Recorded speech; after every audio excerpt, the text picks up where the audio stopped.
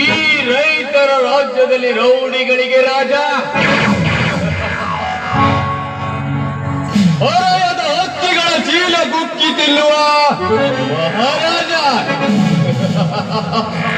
ಈ ಊರಿನಲ್ಲಿ ನನಗೆ ಅವರನ್ನು ಎದುರುತ್ತಾ ಕೊಟ್ಟರೆ ನಾನಾಗುವೆ ಅವರ ಪ್ರಾಣ ತೆಗುವೆ ಯಮರಾಜ. ಧರ್ಮಗೆಟ್ಟ ಧರ್ಮ್ಯ, ಈ ಊರಿನಲ್ಲಿ ದೊಡ್ಡ ರೈತನಾಗಿ ನೇಗಿಲ ಹೊತ್ತ ಯೋಗಿಯಾಗಿ ಮೆರಬೇಕೆಂದರೆ ನಿನ್ನ ತಮ್ಮ ನಮ್ಮೂರಿನಲ್ಲಿ ನಡೆಯುವ ಜೋಡೆತ್ತಿನ ಗಾಡಿಯ ಸ್ಪರ್ಧೆಯಲ್ಲಿ ನಮ್ಮನ್ನು ಸೋಲಿಸಿ ನೀ ಜಯ ಸಾಧಿಸಿದರೆ ನಾನೇನು ಸುಮ್ಮನಿರುತ್ತೇನೆ ಎಂದು ತಿಳಿದುಕೊಂಡಿದ್ದೇನೆ. ಆರಾಮ್ದು ಇದೋ ಸೇಡಿಗಾಗಿ ಸೌಂದರ್ಯದ ಸಾಗರದಲ್ಲಿ ಸಂಚರಿಸುತ್ತಿರುವ ನಿನ್ನ ತಮ್ಮನ ಹೆಂಡತಿಯನ್ನು ನನ್ನ ರಂಡೆಯನ್ನಾಗಿ ಮಾಡಿಕೊಂಡು ಈ ಊರಿನಲ್ಲಿ ರಾಜ ಮಹಾರಾಜನಾಗಿ ಲಭ್ಯತೆ. ನನ್ನ ಹೆಸರು ನರವ್ಯಾಘ್ರ ನಂಜೇಗೌಡಲೇ. ನಂಜೇಗೌಡಲೇ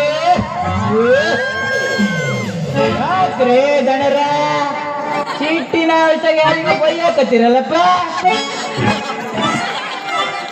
ಮತ್ತಾರಲ್ಲ ತಿರ್ಸಟ್ಟಿ, ಈ ಊರಿನ ಸಮ್ಮುಖದಲ್ಲಿ ನನಗೆ ಅವಮಾನ ಮಾಡಿದ ಧರ್ಮರಾಜನ ತಮ್ಮನನ್ನು ಯಾಕ್ರಿ ಅಪ್ಪರ ಅವರೇನಂತ ತಪ್ಪೇಳಿ ಅಂತೀರಿ? ತಪ್ಪು ಮಾಡಿದ್ದಾನೆ ತಿರ್ಸಟ್ಟಿ, ತಪ್ಪು ಮಾಡಿದ್ದಾನೆ ಮಡಕುನ್ನಿ.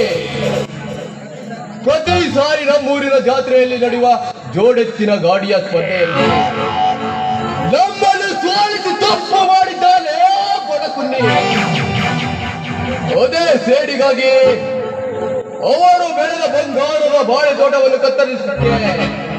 ನನ್ನ ಬಲಗೈ ಬಂಟ ಭಾರಿ ಹುಡಿಯನ್ನು ಗಳಿಸಿರುವೆ. ಅಷ್ಟ್ ಮಾಡ್ರಿ ಸೌಕರ್ಯ.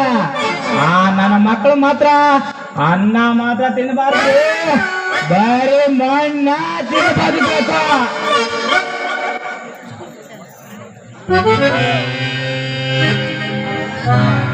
ಹಾ ಅಣ್ಣ, ನಾನು ಹೊರಗಡೆ ಹೋಗಿ ಸುತ್ತಾಡ್ಕೊಂಡು ಬರ್ತೀನಿ. ಅದಕ್ಕೆ ನನಗೆ ಸ್ವಲ್ಪ ಹಣ ಬೇಕಿತ್ತಣ್ಣ. ನೋಡು ತಂಗಿ ಸೋಳ, ನನ್ನ 150 ಎಕರೆ ಆಸ್ತಿ ಕೂಡ ನಿನ್ನ ಹೆಸರಲ್ಲಿದ್ದಾಗ ಅದನ್ನು ಕೇಳಲು ಸಂಕೋಚವಾಗಿ ಹೋಗುತ್ತಿರುವೆ. ನೋಡು, ನಿನಗೆ ಬೇಕಾದಷ್ಟು ಹಣ ಇದೆ, ಒಳಗಡೆ ಬೇಕಾದಷ್ಟು ತಗೊಂಡು. ಸರಿ ಅಣ್ಣ, ಹಾಗೆ ಆಗ್ಲಿ. ನಾನಿನ್ನು ಹೋಗಿ ಬರ್ತೀನಿ, ಆಯ್ತೆ?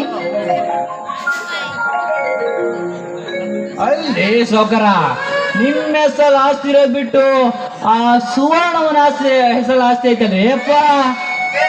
ನೋಡು ತಿರ್ಸೆಟ್ಟಿ, ನಾನು ಚಿಕ್ಕವನಿಂದಲೂ ಒಲೆ ಸುಲಿಗೆ ದರೋಡೆಯನ್ನು ಮಾಡಿಕೊಂಡು ಬರುತ್ತಿದ್ದೆ. ಅದನ್ನು ಕಂಡ ನನ್ನ ತಂದೆ ನೋಡು ದೊಡ್ಡವರ ಮೇಲೆ ಕೆಟ್ಟವರಾಗುತ್ತಿದ್ದಳು. ಆಸ್ತಿ ಎಲ್ಲ ಅದರ ಹೆಸರಲ್ಲಿ ಬರೆದಿಟ್ಟು ಸತ್ತಿ ಹೋದ. ಓ ಹಿಂಗೈತನ್ರಿ ಅಕ್ಕಿ ಕತ್ತ. ಈಗ ಬೇಡ್ರಿ ಅಪ್ಪ.